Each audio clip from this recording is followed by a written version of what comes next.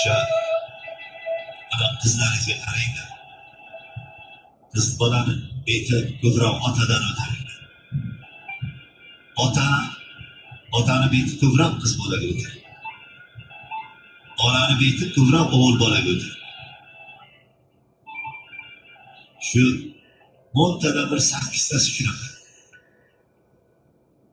Qiz bola o'sha naslni davomchisi ekan, tarqatuvchisi ekan. O'zini otasini yuzini o'g'liga beryapti-da. Bilyapsiz?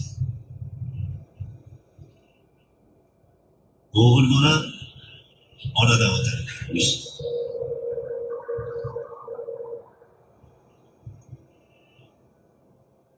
Ota-onani mehri daryosi ham qiz bolaga o'tar ekan.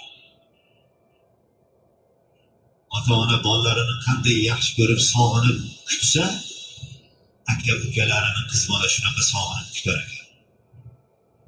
O'g'il bola o'ynab yuraverar ekan.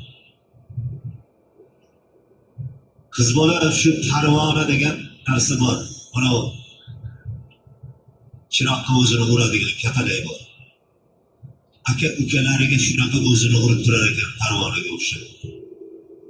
Shuning uchun birodarlarim, men mana yig'layotgan singillarimni ko'ryapman.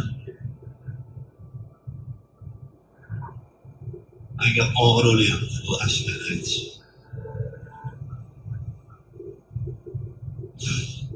Shu singillardan xabar olib turasiz. Otalardan xabar olib turasiz. Ular doim kutadi. Yeri bor, bola chaqasi bor, qarab turibdi demaslik kerak. Ular sog'inadi ekan.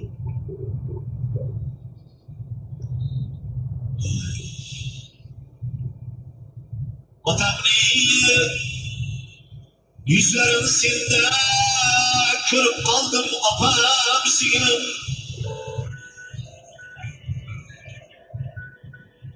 Onamning so'zlarini sendan eshitganman, opam singlim.